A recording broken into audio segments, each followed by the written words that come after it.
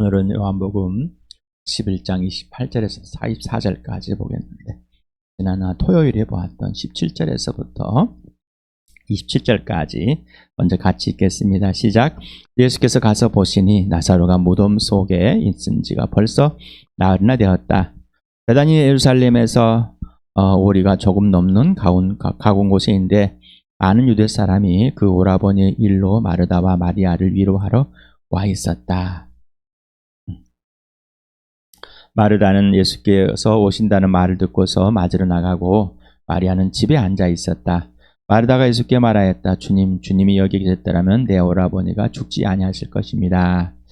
그러나 이제라도 나는 주님께서 하나님께 구하시는 것은 무엇이나 하나님께서 다 이루어 주실 줄 압니다. 예수께서 마르다에게 말씀하셨다. 내 오라버니가 다시 살아날 것이다. 마르다가 예수께 말하였다. 마지막 날 부활할 때 그가 다시 살아나리라 하는 것은 내가 압니다. 예수께서 마르다에게 말씀하셨다. 나는 부활이요 생명이니 나를 믿는 사람은 죽어도 살고 살아서 나를 믿는 사람은 영원히 죽지 아니할 것이다. 내가 이것을 믿느냐? 마르다가 예수께 말하였다. 예, 주님은 세상에 오실 그리스도이시며 하나님의 아들이심을 내가 믿습니다. 28절에서부터 44절까지 같이 읽겠습니다. 시작. 이렇게 말한 뒤에 마르다는 가서 그 자매 마리아를 불러서 가만히 말하였다. 선생님께서 와 계시는데 너를 부르신다. 이 말을 듣고 마리아는 급히 일어나서 예수께로 갔다. 예수께서는 아직 동네에 들어가지 않으시고 마르다가 예수를 맞이하던 곳에 그냥 계셨다. 집에서 마리아와 함께 있으면서 그를 위로해주던 유대 사람들은 마리아가 급히 일어나서 나가는 것을 보고 무덤으로 가서 울려고 하는 것으로 생각하고 그를 따라갔다. 마리아는 예수께서 계신 곳으로 와서 예수님을 뵙고 그 발 아래 엎드려서 말하였다. 주님이 여기 계셨더라면 내 오라버니가 죽지 않았을 것입니다. 예수께서는 마리아가 우는 것과 함께 따라온 유대 사람들이 우는 것을 보시고 마음이 비통하여 괴로워하셨다. 예수께서 그들에게 물으셨다. 그를 어디에 두었느냐? 그들이 대답하셨다. 주님 와 보십시오. 예수께서는 눈물을 흘리셨다. 그러자 유대 사람들은 보시오, 그가 얼마나 나사로를 사랑하였는가 하고 말하였다. 그 가운데서 어떤 사람은 이렇게 말하였다. 눈먼 사람의 눈을 뜨게 하신 분이 이 사람을 죽지 않게 하실 수 없단 말이오. 예수께서 다시 속으로 비통하게 여기면서 무덤으로 가셨다. 무덤은 동굴인데 그 어기는 돌로 막아놓았다. 예수께서 돌을 옮겨 놓아라 하시니 죽은 사람의 누이 마르다가 말하였다. 주님, 죽은 지가 나흘이나 되어서 벌써 냄새가 납니다. 예수께서 마르다에게 말씀하셨다. 내가 믿으면 하나님 영광을 보게 되리라고 내가 내게 말하지 않았느냐? 사람들이 그 돌을 옮겨 놓았다. 예수께서 하늘을 우러러 보시고 말씀하셨다. 아버지, 내 말을 들어주신 것을 감사드립니다. 아버지께서는 언제나 내 말을 들어준다는 것을 압니다. 그런데도 이렇게 말씀을 드리는 것은 불러선 무리를 위해서입니다. 그들로 하여금 아버지께서 나를 보내신 것을 믿게 하려는 것입니다.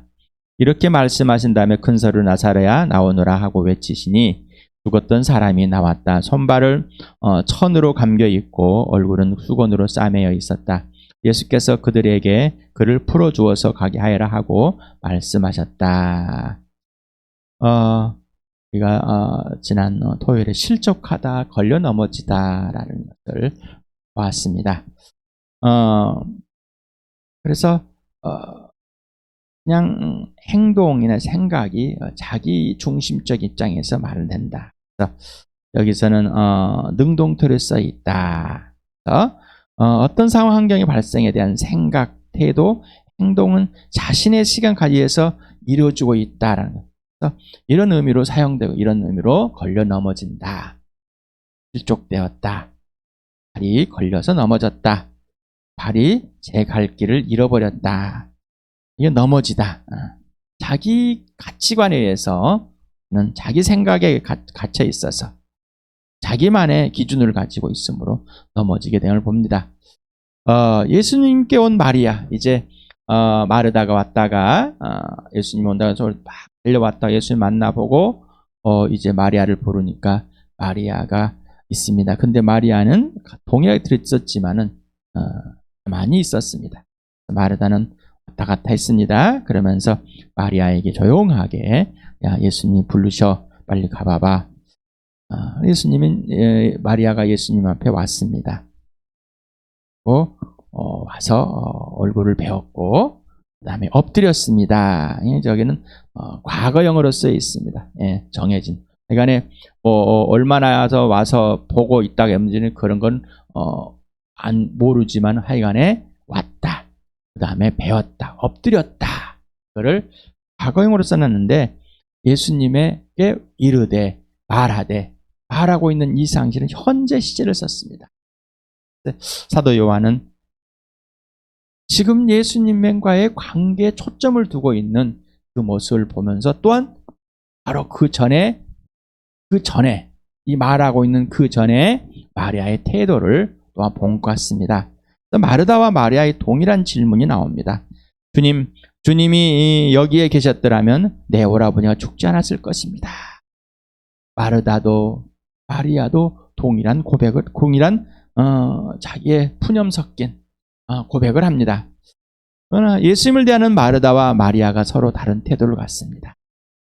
그냥 마르다는 와가지고 왜 여기 없었으면 좋았을 때, 내 하루 안 죽었을 때 하는 그런 마음. 그런데 마리아는 엎드렸다.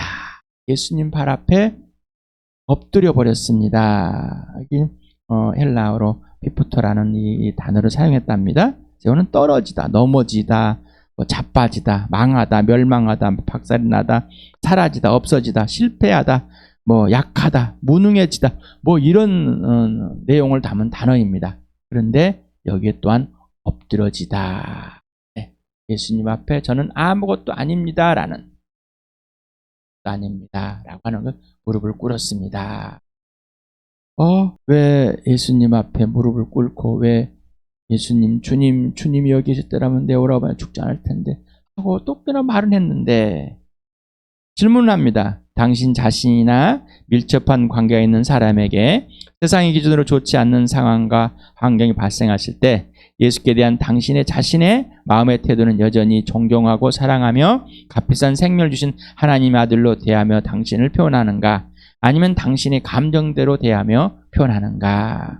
질문을 던졌습니다. 어떠십니까? 잘 모르겠는데요. 네.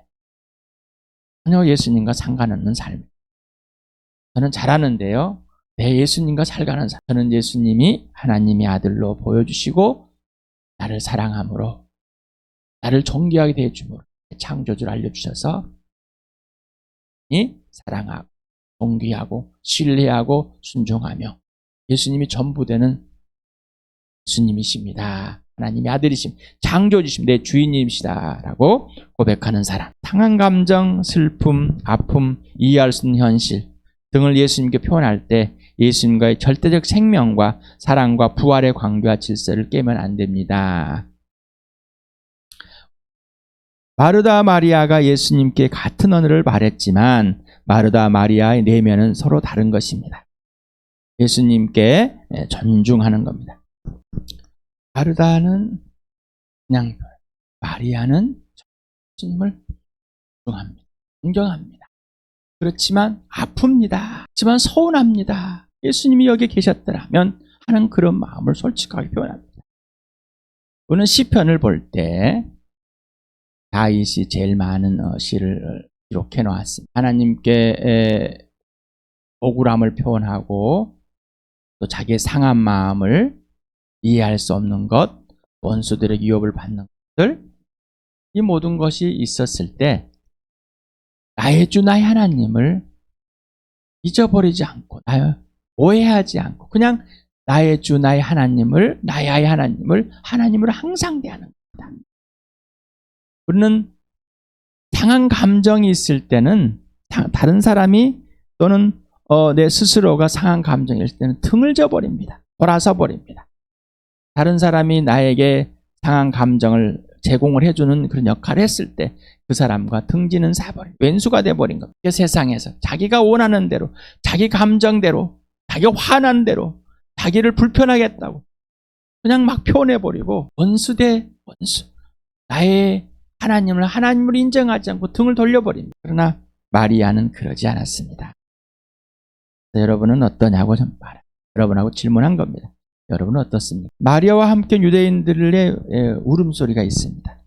예수님의 눈물이 있습니다. 이 눈물이 다 다릅니다. 클라요라는 이 단어, 헬라어 단어가 쓰여져 있는데 누구에게? 마리아와 함께 온 유대인들에게 쓰여 있습니다. 이 사람은 슬퍼하다, 애곡하다, 울다, 통곡하다. 여기엔 신약엔 40평 사용했습니다.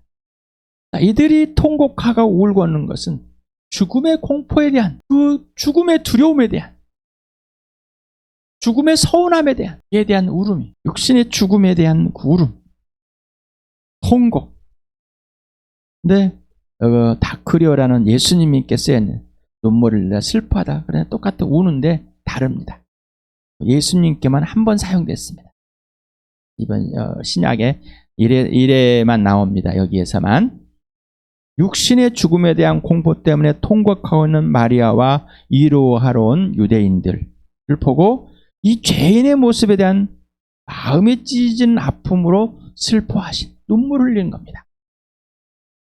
이들이 죄로 죽은 것인데, 그리고 이 육신의 죽음은 한 번 정해진, 진짜는 생명의 부활, 영원한 부활, 그리고 진짜는 죄로 죽었다는, 영혼이 영적으로 죽어있다는 이 사실이 중요한데 이거는 알지 못하고, 그리고 다시 부활할, 다시 살할, 그리고 또 이 사람들이 하나님의 영광이 드러날 것을 보지 못하는, 여기에 대한 슬픔, 주님의 찢어짐 있습니다.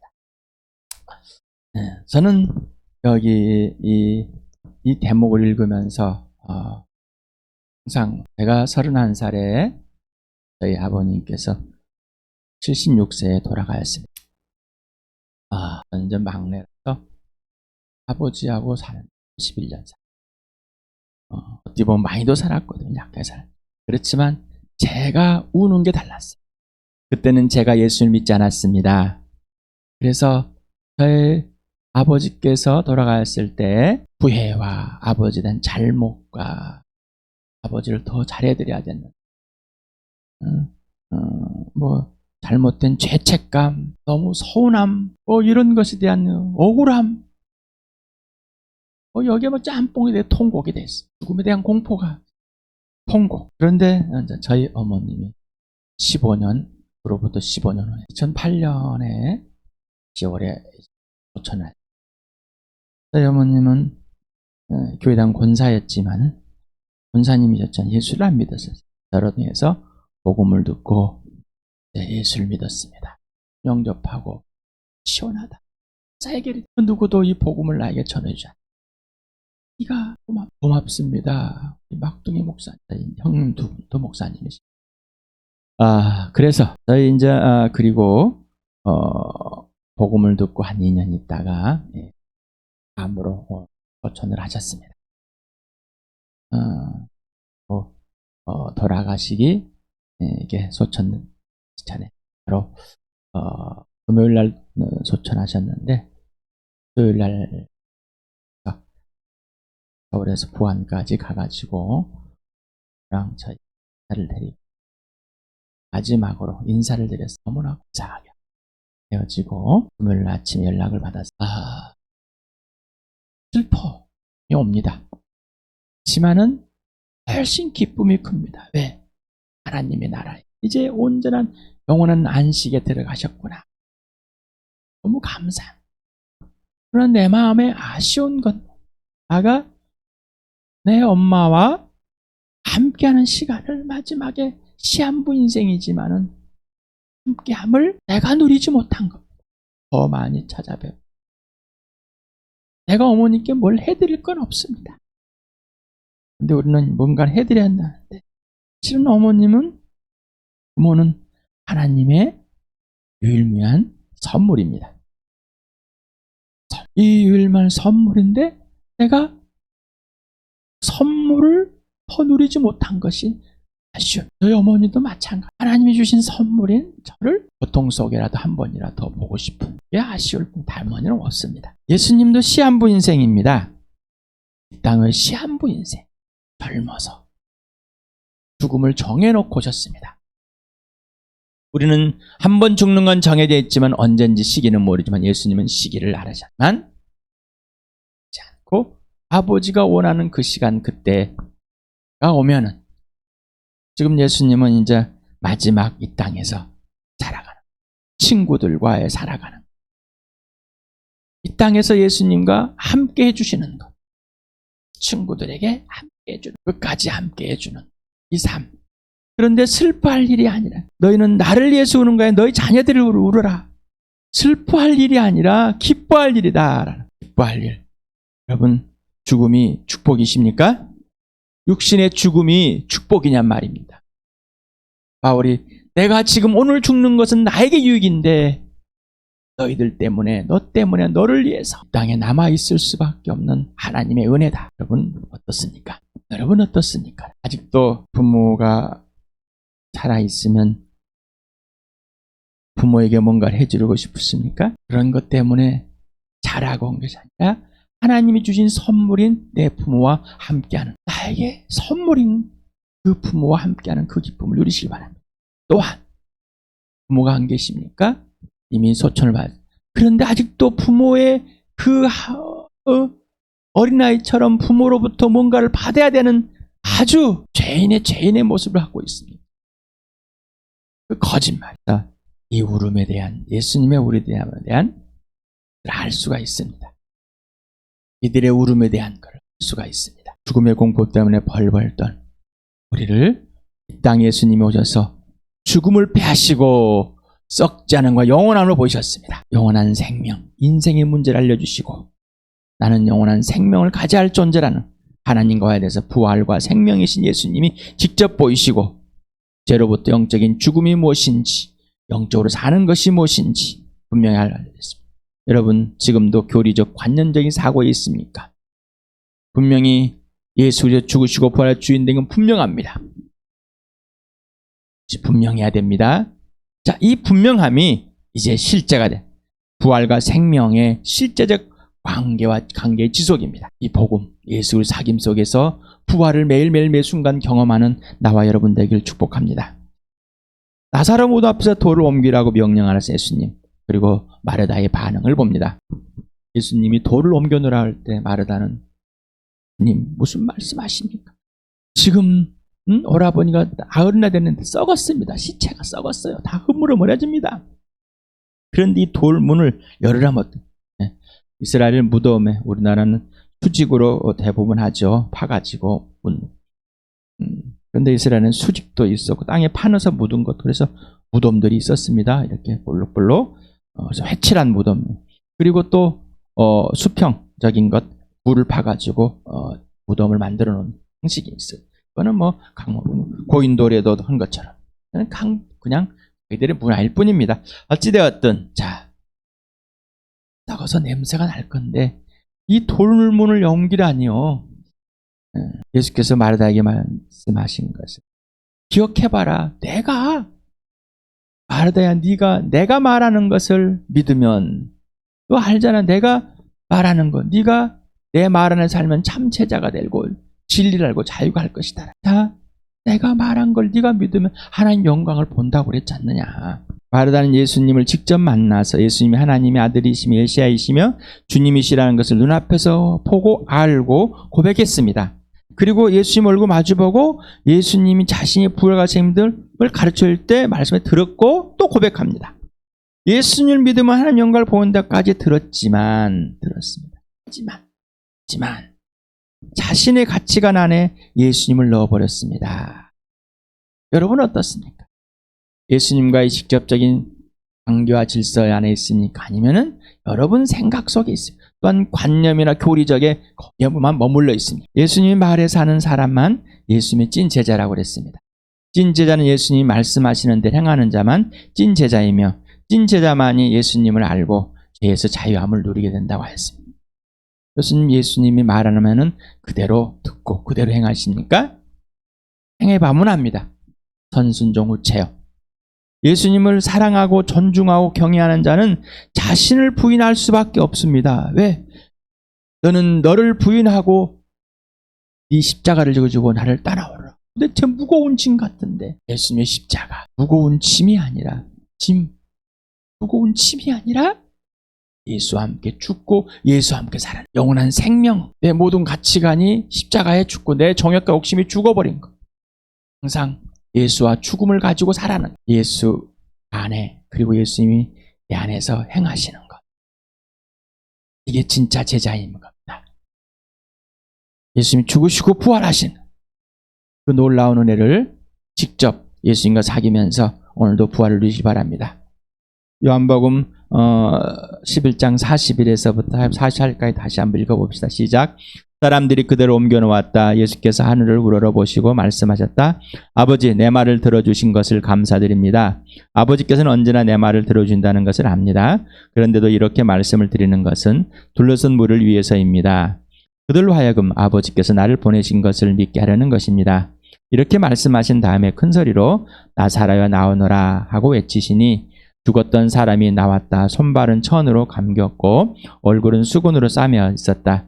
예수께서 그에게 그를 풀어주어서 가게 하여라고 말씀하셨다. 예수님은 우리는 지금 죽은 나사로가 살아난 거에 초점이 있습니다. 근데 예수님은 죽은 나사로를 살리신 이유는 하나님 아버지 영광이고 또 아버지는 아들을 영광되게 하는 것, 여기에 초점을 갖고 있습니다. 그래서 아버지께서 아들을 보내셨다. 하나님의 아들임을 믿게 하는, 그냥 나사로가 죽었다 살아난 것은 도구일 뿐이다. 바로 너희가 진짜 알 것은 부활이요 생명이신 창조주 하나님 되신, 하나님 아들 되신 이 예수를 믿는 것, 하나님의 아들됨을, 이거밖에 없다라는 겁니다. 자, 여러분은 어떻습니까? 여러분의 관심은 나사로가 무덤에 살아난 것 같이 여러분에게 어떤 문제가 있고 어떤 문제 해결되는 것, 어떤 것에 가 있습니까? 봄꽃이 피고 벚꽃이 피고 진달래 개나리가 피고 목련이 피고 막 봄꽃들이 많이 피고 거기에 관심이 있습니까? 아니면은 하나님의 영광을 드러내는 하나님을 보시는 것, 창조주 하나님, 나의 창조자 하나님, 하나님께서 이 선물을 주시는 것에 나의 창조주 하나님을 기억하고 하나님의 영광이 되는 삶, 영광을 보고 있습니까? 그래서 하나님 아버지 영광과 그 아들 예수 그리스도를 영광되게 하는 것에만 관심이 있습니까? 예수님이 항상 아버지 안에 있고 아버지가 예수님 안에 있는 사랑의 관계와 질서만 전부였습니다. 여러분 어떻습니까? 당신은 예수님의 부활과 죽으심을 통해 예수님을 주인으로 모시고 예수님을 사랑하고 신뢰하며 순종하는 삶을 살고 있습니까? 그리고 오직 하나님 아버지와 아들 예수 그리스도 영광만이 전부입니까? 아니면 어떤 것들에 이를 이비하고 있습니까? 그 이유와 원인과 근거를 꼭 이유를 찾아보시기 바랍니다. 당신은 당신의 가치관에 예수님을 넣고 이해하고 있습니까? 아니면 예수님 안에 당신 자신의 모습 그대로 들어가 있고 예수님 당신 안에서 이루시는 대로 따라서 살아주시는 삶 그대로 삶이십니까? 진짜 위로와 진짜 슬픔이 뭔지 구분해야 됩니다. 나에게 진짜 아픔이 뭐고 진짜 슬픔이 뭔지를 오직 예수님만 기준이 되고 그 원인과 근거, 이유가 돼야 됩니다. 우리는 뒤죽박죽된 슬픔이 뒤죽박죽된 감정 속에 있습니다. 거짓된. 그래서 예수님은 이 땅에서 우리의 그 거짓된 것들을 다 경험했습니다.